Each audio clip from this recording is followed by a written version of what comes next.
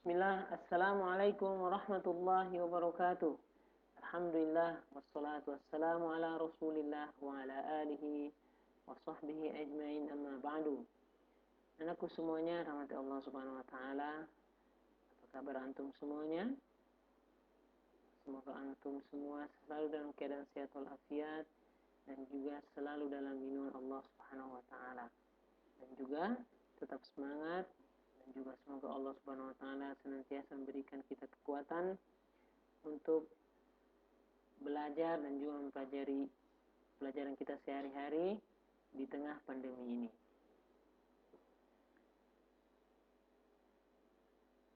Pemirsa sekalian, perhatikan untuk pakaiannya rapi, pakai peci, pakaian yang menutup aurat, berdoa dan juga siapkan catatan-catatannya. Kita buka kelas kita dengan membaca doa, Allahumma la sahla illa ma ja'altahu sahla wa anta taj'alul hazna idza syi'ta sahla. Allahumma inni as'aluka ilman nafi'an wa rizqan tayyiban wa amalan mutaqabbalan. Bismillahirrahmanirrahim. Kita masih di subtema 3, memelihara kesehatan organ pernapasan manusia, pelajaran 4 dan juga pelajaran 5. Ada 3 mata pelajaran yang ada di pelajaran 4 dan 5, yakni ada IPS, IPA dan juga SPDP. Pertama dan Ustaz, kita akan belajar pelajaran IPS. Masih berkaitan dengan pelajaran 3 yang semalam telah kita pelajari tentang pekerjaan. Semalam kita telah mengetahui tentang salah satu pekerjaan yang berkaitan dengan kebersihan lingkungan, yakni pemulung. Pemulung adalah suatu pekerjaan atau suatu kegiatan ekonomi manusia untuk memenuhi kebutuhan hidupnya dengan cara dia memungut sampah-sampah seperti sampah plastik ataupun sampah kertas-kertas ataupun sampah-sampah organik. Selain itu masih banyak lagi jenis pekerjaan-pekerjaan lainnya, seperti ada petani, nelayan, guru, pedagang, kemudian karyawan, pengusaha, pegawai swasta, orang yang bekerja di perusahaan-perusahaan swasta, pegawai negeri, PNS, dan juga tenaga medis seperti perawat, dokter. Mungkin ada juga pekerjaan-pekerjaan lain yang belum Ustaz sebutkan. Menurut antum pekerjaan apa lagi yang belum disebutkan? Misalnya tukang tambal ban atau tukang bangunan atau ojek, sopir. Jadi masih banyak lagi jenis pekerjaan yang beragam ya, beragam. Jadi semalam telah kita pelajari juga bahwa pekerjaan itu apapun yang penting selama pekerjaan itu halal, maka harus kita hargai pekerjaan tersebut. Kita hargai orangnya dan juga pekerjaannya kita hargai. Tidak boleh sampai kita mencela ataupun mengatakan bahwa pekerjaan seorang itu rendah. Bagaimana cara kita menghargai kegiatan usaha ekonomi orang lain? Kita telah ketahui apa itu kegiatan usaha ekonomi, ataupun manusia dibagi menjadi 2. Ada manusia itu disebut sebagai makhluk sosial dan juga makhluk ekonomi. Kenapa disebut makhluk sosial? Karena manusia itu dia tidak bisa hidup sendiri. Dia butuh berhubungan dan juga berinteraksi dengan orang lain.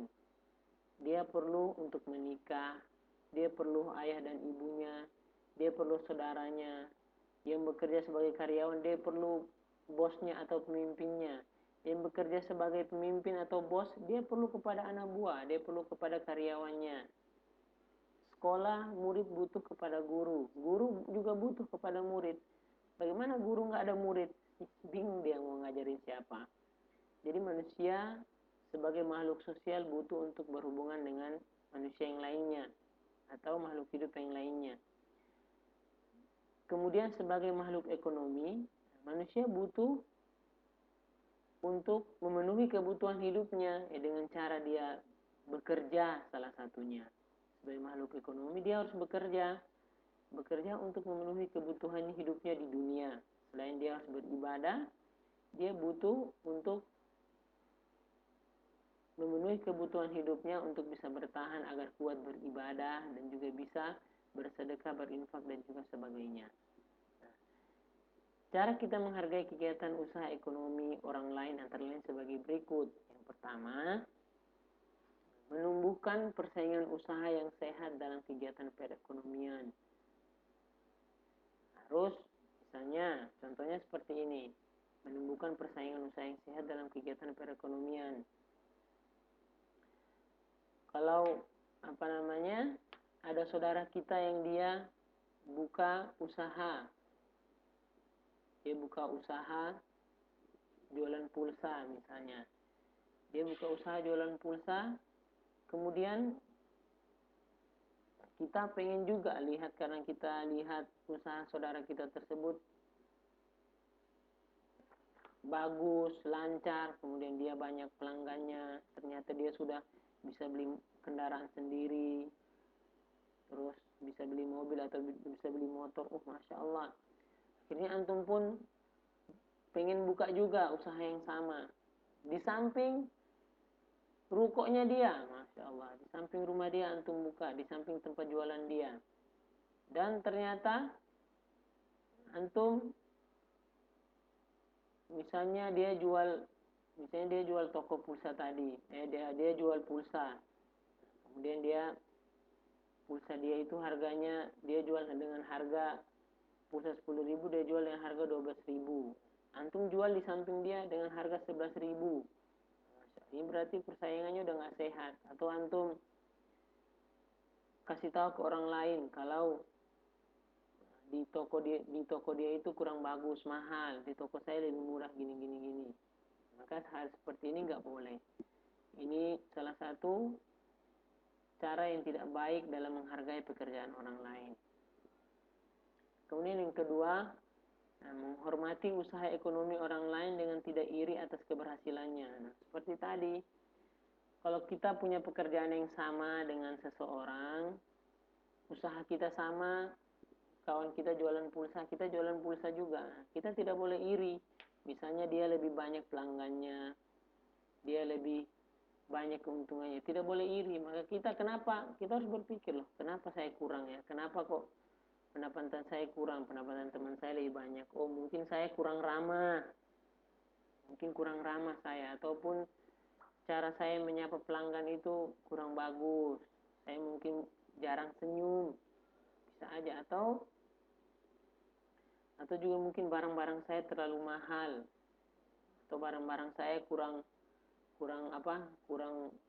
variasi, kurang banyak bentuknya. Saya jualan cuma cas HP, dia jualan pulsa tapi ada juga headset, ada juga ada juga anti gores dan macam-macam. Saya cuma jualan pulsa dan cas HP. Mungkin ini yang bikin pelanggan saya jadi sedikit. Tidak boleh iri.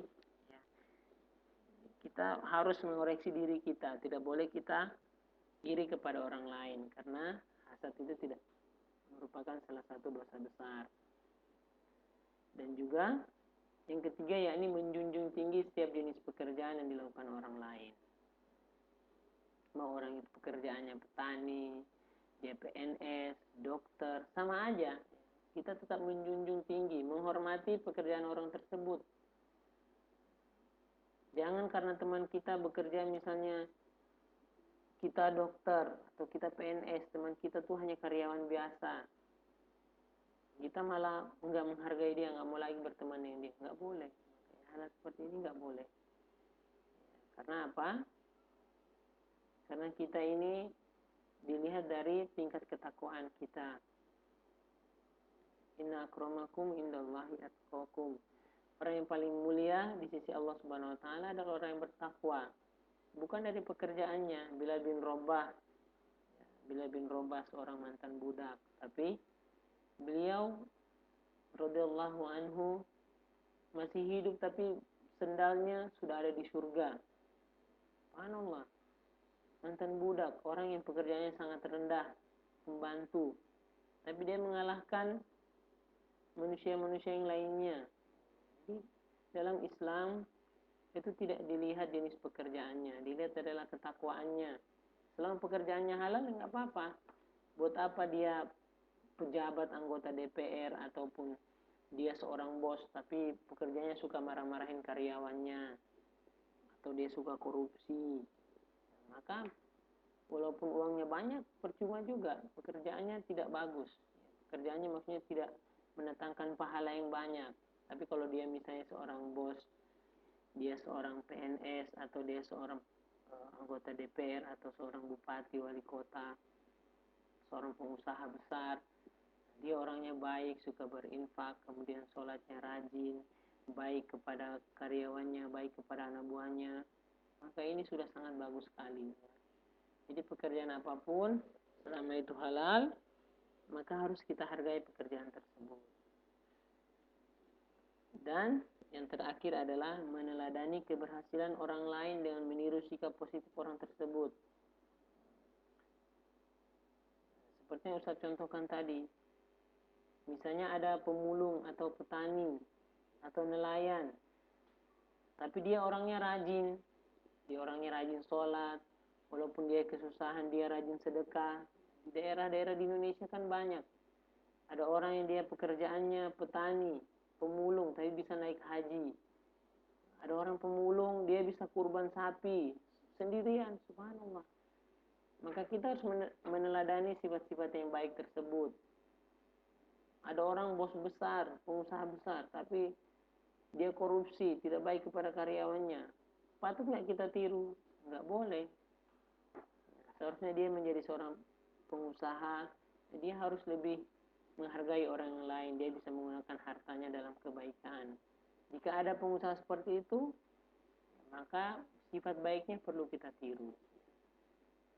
Misalnya dia jujur dalam pekerjaannya, maka baik untuk kita tiru. Nah, dosa sekalian rahmat Allah Subhanahu wa taala. Dan juga kemarin antum telah membuat poster, ya. Kemarin telah buat poster tentang menjaga lingkungan yang berkaitan dengan organ pernapasan. Masya Allah, kemarin telah buat poster tentang organ pernapasan, ada yang tentang hidung, ada yang tentang paru-paru, ada yang tentang pentingnya olahraga bagi kesehatan. Dan ini saya tampilkan gambar, ini punya teman antum Abdullah Fayyad, dan satu lagi ini punya Satria Wibisana, gambar poster tentang organ pernapasan. Masya Allah. Jadi anak sekalian rahmat Allah Subhanahu wa taala, menjaga organ pernapasan itu sangat penting, khususnya paru-paru kita. Paru-paru kita rusak, maka kita, ya kalau kita banyak pahala nggak apa-apa. Kalau kita belum banyak pahala, terus kita tiba-tiba meninggal karena paru-paru kita tidak sehat, subhanallah. Kita menjaga supaya tubuh kita tetap sehat, dan kita manfaatkan umur kita dengan sebaik-baiknya, dengan beribadah kepada Allah Subhanahu wa taala. Tolong jauhkan aku dari asap rokok. Tolong jaga aku, kata paru-parunya ya, paru-parunya curhat. Stop rokok. Masya Allah. Sayangi dan lindungi paru-paru kita dari asap rokok. Posternya Masya Allah. Mumtaz ya. Ini Ustaz bukan ini ya, maksudnya Ustaz hanya kasih contoh untuk tampilkan ke sini ya. Jadi antum yang lain jangan merasa ini. Ini hanya untuk contoh saja, ini berkaitan dengan organ pernapasan. Dan juga ada gambar dari Satria, hidup sehat tanpa rokok. Masya Allah. Ini rokok dan ini paru-paru yang sehat. Ini kalau di sini tidak dikasih tanda larangan, pasti paru-parunya udah hitam. Bagus ya. Ini kemarin tentang poster yang berkaitan dengan organ pernapasan kita. Jadi organ pernapasan kita itu ada berapa? Ada bukan 4, ada 3 ya, ada 3. Ini ada hidung, batang tenggorokan, dan juga paru-paru. Dibagi lagi, hidung, faring, laring, bronkus, alveolus. Di dalam bronkus ada bronkiolus, dalam alveolus ada alveoli. Sudah kita pelajari, dan juga antum jangan lupa untuk selalu murojaah ya, supaya pelajaran-pelajaran tersebut nempel dan nyantol di kepala kita masing-masing. Nah, semua yang rahmat Allah Subhanahu wa taala, Ini bagus ya, pewarnaannya dan juga pesannya tersampaikan. Berkaitan dengan poster, nanosa sekalian, nah ini merupakan masih bagian daripada gambar cerita atau gambar ilustrasi. Untuk membuat gambar cerita, dulu kita pernah pelajari tentang membuat gagasan, kemudian buat sketsa dan juga pewarnaan. Ya, di tema 1 dulu ada buat gagasan, kemudian pembuatan sketsa dan juga pewarnaan. Sekarang kita pelajari lagi lebih detail, yakni yang perlu kita persiapkan dalam membuat gambar cerita, poster kah atau komik. Itu yang pertama, persiapkan bahan dan alatnya. Kemudian yang kedua, pembuatan sketsa, dan yang ketiga, penyempurnaan gambar. Kita akan bahas satu-satu. Yang pertama adalah persiapan bahan dan alat. Jadi sebelum menyiapkan bahan dan alat, sebaiknya kita tentukan dulu. Kita ini mau gambar menggunakan teknik basah atau teknik kering. Setelah itu, baru kita persiapkan alat bahannya. Ini kita mau gambar pakai pensil, krayon, atau kita mau gambar pakai cat air. Harus kita tentukan dulu. Gambarnya ini teknik kering atau teknik basah. Apakah kita melukis di kanvas atau kita mau menggambar di kertas biasa, kertas HVS. Harus kita tentukan juga. Kalau kita sudah tahu tekniknya, maka kita siapkan bahannya. Jangan kita mau gambar di kertas HVS, kita pakai cat air. Nah, ini kurang bagus juga. Nanti hasilnya kurang efektif, kurang cantik hasilnya. Dan juga jangan di kanvas kita gambarnya pakai pensil atau krayon. Nah, ini pun nanti hasilnya kurang bagus juga. Jadi harus sesuai. Alat dan bahan harus sesuai dengan teknik yang akan kita gunakan. Mau pakai teknik basah atau teknik kering. Itu tentang bahan dan alat. Kemudian yang berikutnya, yakni tentang pembuatan sketsa. Kemarin di tema 1, kita telah mempelajari tentang tema membuat gagasan. Ya. Yang kedua adalah membuat gagasan. Pertama kita membuat gagasan. Nah, setelah membuat gagasan atau tema, nah ini baru kita buat sketsanya. Saya ingin buat poster nih. Temanya adalah organ pernapasan, menjaga organ pernapasan. Oh, berarti ini ada kaitannya dengan hidung, batang tenggorokan atau paru-paru.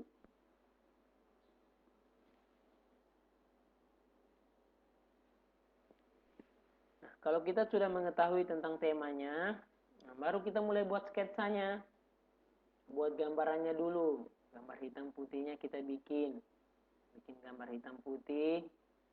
Kita sesuaikan garis-garisnya, sesuaikan bentuknya. Harus sesuai dengan tema. Jangan antum organ pernapasan, antum gambarnya lordosis, kifosis, osteoporosis. Nggak nyambung ya. Nggak nyambung. Jadi harus temanya nyambung dengan sketsanya. Oh, sketsa menjaga organ pernapasan. Oh, berarti bikin sketsa paru-paru atau bikin sketsa hidung, bikin sketsa batang tenggorokan. Jadi sketsa itu bagus dibuat lebih dari satu supaya nanti kita cari mana gambar yang terbaik untuk kita sempurnakan. Yang terakhir adalah penyempurnaan gambar. Penyempurnaan gambar ini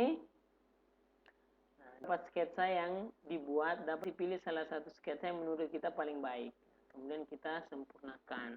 Jadi kita hapus garis-garis yang tidak perlu. Kemudian kita tambah garis. Mungkin paru-paru yang kanan kok lebih besar daripada paru-paru yang kiri. Nah, maka kita harus perbaiki lagi. Harus seimbang ya. Karena paru-paru itu bentuknya sama. Kecuali kalau terkena salah satu penyakit. Terkena TBC atau terkena emfisema. Nah, ini bisa berpengaruh ke bentuk dan juga ukuran dari paru-paru. Tapi paru-paru yang sehat tentunya dia ukurannya sama. Jadi ada nggak coret-coretan atau garis yang perlu kita kurangi atau kita tambah agar gambar tampak lebih hidup, lebih keren, lebih pas. Kemudian baru kita warnai. Setelah itu baru kita warnai sketsa kita. Nah, kita sesuaikan dengan gambar yang sesuai atau mendekati. Paru-paru dengan warna yang merah, atau dengan warna yang ungu. Jadi warna yang mendekati. Nah, antum gambar paru-paru warnanya hitam. Nah, itu paru-parunya nggak sehat berarti. Atau paru-parunya warnanya hijau. Nah, nggak ada paru-paru warnanya hijau. Jadi harus warnanya sesuai supaya gambar itu lebih hidup dan juga orang lebih mudah. Orang melihat gambar atau posternya itu orang langsung paham, oh ternyata seperti ini gambar paru-paru, ternyata seperti ini gambar orang terkena penyakit emfisema dan sebagainya. Nah, itu dia anak-anak sekalian tentang bagaimana kita mempersiapkan dan juga menyempurnakan suatu gambar cerita. Baru kita tambahkan misalnya, oh di sini bronkus, ini alveolus kiri, alveolus kanan. Baru kita tambahkan lagi keterangan-keterangannya. Mungkin lebih detail lagi, bronchiolus, alveoli. Ini namanya pembuluh darah vena, ini namanya pembuluh darah arteri atau pembuluh darah nadi. Jadi bisa tambah keterangan-keterangannya, jadi lebih jelas, lebih sempurna gambarnya. Kalau sketsa kan masih hitam putih. Kalau sudah kita kasih warna, kita kasih keterangan, maka gambarnya akan lebih sempurna. Nah, demikian anak-anak sekalian yang kita pelajari hari ini. Semoga pembelajaran hari ini bermanfaat dan juga antum bisa mendapatkan ilmu-ilmu yang baru insyaallah ta'ala. Tadi kita belajar tentang bagaimana menghargai pekerjaan orang lain, jenis-jenis pekerjaan, dan juga bagaimana cara kita agar ketika kita bekerja kita tetap menjaga agar pekerjaan kita menjadi ibadah, dan juga kita belajar tentang organ pernapasan dan juga tentang pembuatan gambar cerita. Demikian kita masuk ke penutup. Ini seperti biasa tugas ya. Tugasnya ada di halaman 114. Tugasnya adalah antum bisa baca di buku ya, ada di buku. Siapkan beberapa lembar kertas karton berukuran 20 cm atau 10 cm. Atau antum bisa gunakan kertas HVS, boleh ya, boleh gunakan kertas HVS. Kemudian antum tuliskan kalimat-kalimat ajakan untuk menjaga organ pernapasan. Misalnya, dilarang merokok, ayo menanam tumbuhan hijau, kenakan masker saat banyak debu dan sebagainya. Terserah antum. Misalnya